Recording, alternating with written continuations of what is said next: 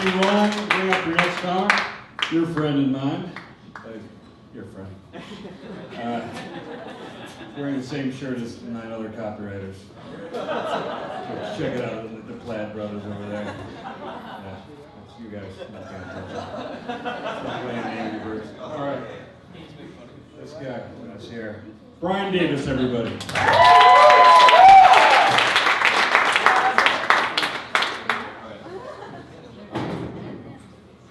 So I'm originally from Kentucky. You might be able to tell from the blossoming mullet. But you would not be able to tell by the way that I talk. I don't say y'all or youngins or hey man, that Taz Looney Tunes jacket is badass.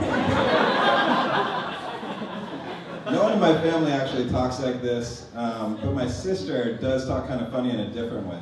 It's like she's filling out a Mad Lib, but just verbally. Yesterday, I was at like Nordstrom's, and the girl like working there reminded me of your friend Melissa. Now sometimes in my head I just like to fill in the prompt for each blank as she's talking. So I asked her if they had any like perfume flower bomb, and she said yes or no. No. But I needed a gift for my friend Sarah's bachelorette party. You can figure it out. But I decided instead that I would get her an overpriced designer accessory, Tory Burch coin purse. The best part is though when she gets stumped on one of the blanks, because then she just starts a brand new Mad Lib out of thin air. But they didn't have the right coin purse, so I was like, oh, the other day I was watching the movie Home Alone, and I thought about you, because you like it so much. And it's true, I do like Home Alone a lot. My favorite movie ever. And I think about it randomly sometimes. Like for example, if aliens do exist and come down to Earth, how funny would it be if the one Earthling they chose to interrogate happened to be Joe Pesci's character from Home Alone, right after Kevin McAllister's been totally messing with him? Like Pesci gets beamed up into the UFO and the aliens are surrounding him, but he's so consumed with rage by this little kindergartner that's been getting the best of him that all he can manage is fricka. Now the aliens are really smart, so they can actually interpret Pesci's angry muttering, and they're like, wait a moment. How many times did it take you to get past that slippery patch on the front stairs? There are only 3 stairs down there, man. You even had a handrail. I mean, you could have walked right around him up that little snowy incline. Pesci. Whoa, hold on. Your buddy hit you right in the breadbasket with a crowbar because he thought that was the best way to kill Buzz's pet tarantula? This guy.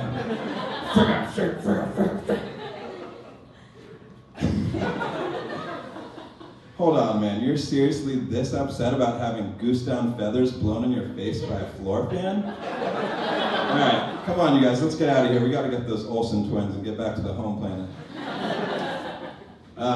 I moved to New York from the Midwest a few years ago, and it was like I'd moved to a new planet.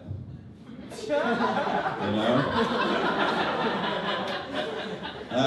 New York's been great, but it's sometimes frustrating getting around here, which is why I wish that life were a little more like a Mario game from time to time. Like, you know the person who's walking in front of you in the middle of the sidewalk really slowly, and as you try to pass, they drift just enough in your direction that you can't squeeze by? This would be the perfect time for a green shell. I would just take it and be like, and I would shoot it out my penis, but you guys can do it however you want. And the person just goes rolling over into the gutter, and you know, you walk on by, and don't worry, we're not leaving them for dead or anything. The cloud guy with the fishing pole will come and get them in a minute. We'll just start back over a few seconds later, same spot. A star would be really nice sometimes too. Like every time I'm going through Times Square, I would love to grab a star. You know, I'd just grab it, be like, just running through, throwing elbows, you know, like fanny packs and cameras and Guy Fieri's new restaurant are just exploding into the air upon contact. throw a banana peel at the naked cowboy's feet. He can slip on it or cover himself up. It's kind of a win-win situation. Homeless guys are jumping around randomly, hoping they headbutt an invisible box that gives them a new life. But the ultimate would have to be the green pipes. You know, like, you could just warp from place to place. You would never have to take the train or the bus or anything again. It would be amazing. My favorite part about it, though, would actually not be the ability to warp. It would just be watching people squatting up and down on the pipes that didn't work. Like, the guy's like, later, honey, I'm going to work. I swear I did this yesterday. Moves over just a little bit to the left, because then it thinks it might accept him. Still nothing. Climbs up on the taller pipe next to it. Like, I thought it was the shorter one, but finally a guy walks by, he's like, no, man, those are the fake pipes, man. They're just there to confuse you. You gotta go up to the next block. That's the real ones. Just watch out for the Goombas. A lot of Goombas in New York. I called my sister the other day to go over my material with her, and this was her response. The Kentucky part was, like, hilarious. Unnecessary? Your impersonation of me was spot on. Exaggerated? The whole Home Alone thing went really well. Too long? And when you wrote the Mario stuff, were you on my couch mushrooms? Alright guys, that's my deal. Well, everybody.